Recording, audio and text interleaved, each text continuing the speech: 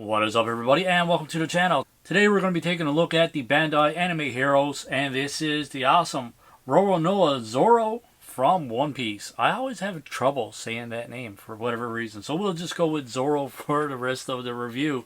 This is actually a reissue, and this one came out last year. We've had it for quite some time. We do have the original version 1 too. We still haven't opened up and reviewed that one, so finally get a chance to review this one. We'll start by getting a closer look at packaging. We have Zoro on this side. On the back, we have some other figures in the wave. Obviously, we have Zoro, Luffy, Sanji, Chopper, Franky, Usopp, Ace, Shanks, and Law. We already did a review on Luffy, Sanji, and Shanks and Ace, actually. So we're still missing a couple to complete our Anime Heroes One Piece collection, and that is Law, Usopp, and Franky. So hopefully we can kind of track those down at some point. But yeah, Anime Heroes on the top, disclaimers, warnings, all that good stuff on the bottom. Other than that, my friends, nothing left to talk about with packaging. We'll be right back with Zoro outside of the packaging. Yeah. Alright, we are back and we have Zoro outside of the package. So for our hands, he comes with an extra set of sword holding hands and two fisted hands inside the package. He also comes with 3 of these swords already in the sheath, which I actually put in. Not sure if they're in the right order or not. But it does come with 3 extra swords outside of the sheath as well. So these are painted decently. There is a little bit of detail in the handle, and there's a little bit of detail in the actual blade itself. The only downside is this blade is very, very thin. Very, very cheap feeling. Not a fan. We can see it's not even straight. Which kind of sucks. And same thing with this one. I mean, bent all the way down. But yeah, very, very flimsy, bendy.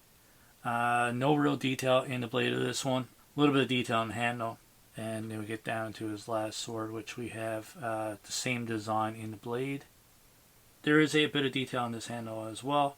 Whatever is painted decently. And then if you want to get down to these. But these do remove. You can actually take these out, so you just have the sheaths kind of sticking in there. We're going to just take them out, get a closer look at the sheaths. There are no design or detail on this one. We have a little bit of gold on top there, and we have a little gold trim going around here. It fits in like so, and the exact same handle, obviously, that's on the other one. And then we have this one as well. We do have a design in this one. The gold is painted nicely as well. There is a little symbol on the top here, a little design, which I can't really pick out. But yeah, it's there. And as for the last one, this one is probably the best one. There's detail all the way through, and the gold is painted nicely, and then we have this rope going around here too. So pretty cool. Doesn't look that bad. This one doesn't really fit into the sheath that great. Kind of comes back out. So before I put the swords back in, let's get a closer look first. Great job on the face sculpt. I think his face looks great. We have the earring, which is painted and painted cleanly. I like the sculpt of the hair. The coloring of the hair is pretty cool as well. We get down to the body. We have a nice scar going up through, which is painted nicely. Outside of his robe is painted nicely. All this stuff is painted nicely as well. The buckles all the way down through. The sash here is a nice soft piece of plastic, which is bendable. Top part of his robe is bendable as well. And then the bottom part of his robe or jacket is bendable, so we can see what's going on down there. And yeah, all their neck guys, that's pretty much everything that's painted. Mostly plastic with some details just kind of painted on. So cool looking figure. I said this last time for Sanji, but this is probably one of my favorite ones as well from the One Piece or the Bandai Anime Heroes One Piece toy line. We do have like a little gap here as well. That's the only thing that kind of throws off the overall appearance. There's a drop down joint. We can see his skin kind of showing through there, which is kind of weird. It'd be different if you could take his top part of his robe off, but I think they could have painted that or something, just to try to improve the overall appearance just a little bit. But there is a huge gap, so there's no way not to see his skin around his arms. But for the price of $26.99 for your typical Bandai Anime Heroes, or $29.99, this one doesn't look too bad. So we had a closer look. Let's go over articulation. So for his head, it doesn't go back at all. Barely. Goes down this far. You do have some side full rotation all the way around. The neck is articulated, but you don't get a whole lot of range of motion out of that. The arms goes up this far, which is pretty awesome. You can't really ask for much better than that. And there's a drop down joint, which you get a little bit of extra articulation from. The shoulder over the base swivels as well, and we have a bicep swivel, and we have double jointed pin elbows, which you get a pretty awesome range of motion out of that. And for the wrist, we have this ratchet joint, which we're so used to seeing with McFarlane's and Bandai figures, which I like. Sometimes they're actually hidden a little bit better and do look a little bit better. No ab crunch or ball joint or anything like that for the upper body. Bottom part here, we do have a ball joint which goes back this far, forward this far, so very restricted going forward. A little bit of range of motion going back, not a whole lot. No real side to side, but we do get a swivel all the way around. For his legs go to pretty much a complete split, which is good because this here is a soft bendable plastic, and you have two little slits on the side here so you can get his legs up. Doesn't restrict articulation at all. Going forward though, different story. Only goes forward this far, back this far. There is, get this out of the way. There's a rotation there if you want it. There is double jointed knees, which, oh man, this one's hard to handle. You get a pretty decent range of motion out of that. And for his ankle, goes back this far, forward this far, and does rotate all the way around. So articulation is a little bit limited, a little bit restricted in some parts as well, but overall, not too bad.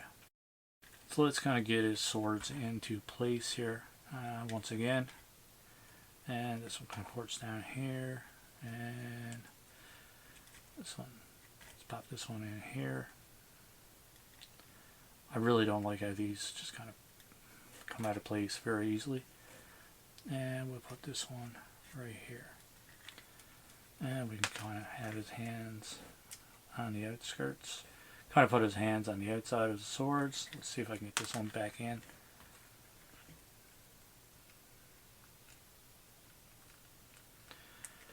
If you guys want to switch right hands, these just kind of pop off, and then the other ones just kind of pop on. Nice and easy most of the time. Every now and then you will get a difficult one. But yeah, nice and easy.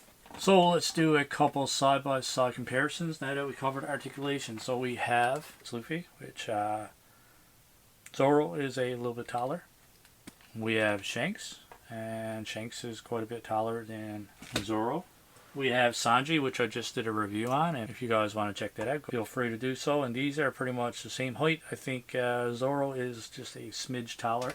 We have a Hasbro Marvel Legends Spider-Man, and these are pretty much the same height as well. I think Zoro, it's hard to tell. I think they might be exactly the same height. And just for one more quick comparison, here we have him next to SH Figure Arts Vegeta, and Zoro is quite a bit taller than Vegeta.